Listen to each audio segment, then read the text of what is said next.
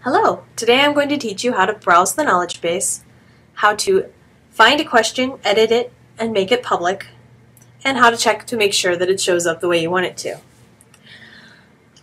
First, of course, you log into LibAnswers, or as we call it, Ask A Librarian. Here I'm on my dashboard screen. Click Dashboard, prove it. There you go.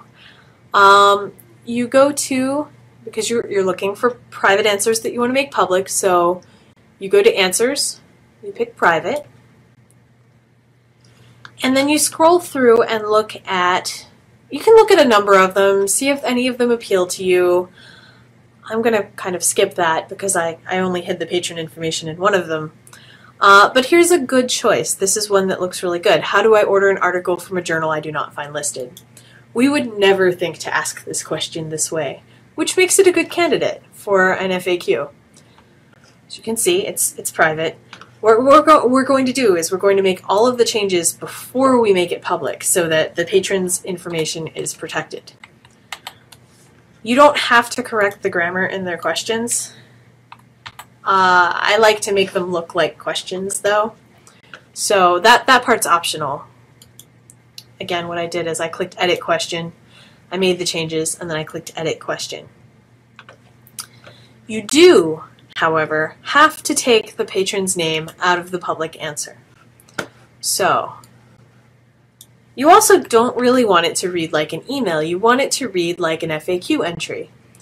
So, again, Robin did the right thing here. She signed her first name, as we've agreed we'll do when we're replying to a patron's email. But you don't want that to be in the public FAQ display. Your name is already attached to any questions that you've answered, so you don't need to sign them in addition to that when you make it public. I might have added some typos here so that I had something to edit so that you could see. So copy that, we'll make that a link so that it's a little friendlier. Target, open the same window because that's what patrons expect. Insert. Okay, so now that's a link, so it's a little easier to get to. Article is spelled wrong. And we need a comma here. Okay, this is ready to go. It's a pretty good answer. Click Save. Okay, it says it's saved. We'll click Close. Confirmed, yes, the changes were made. No patron name anywhere. Yes, it's under this tab, but that part is kept private by the system. As long as it doesn't show up in the answer, it's not, or in the question, it's not theirs. So public answer, save. By making this question public, the question and answer will be viewable, of course. They really want to make sure that you want to make it public, which is good because you could accidentally share patron information this way, and we don't want to do that. We could edit it a bit more. This is about library materials. We could add a keyword, ILL.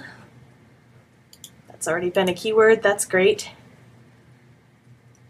And it's ready to go. It's a public answer. You can click here to view answer, but I don't like to do that. I like to go all the way in as though I'm a patron. So Ask a Librarian. And normally they would type their question up here, but we can just browse. The most recent one is always the one on top. How do I order an article from a journal? And here's the answer. As you can see, answered by Robin.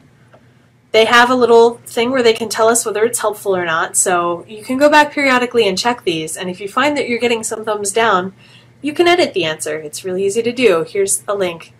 I'm not Robin, but I still have an edit link. It's kind of all of our responsibility to keep these up to date. So now that you know how, I hope I'll see more things in our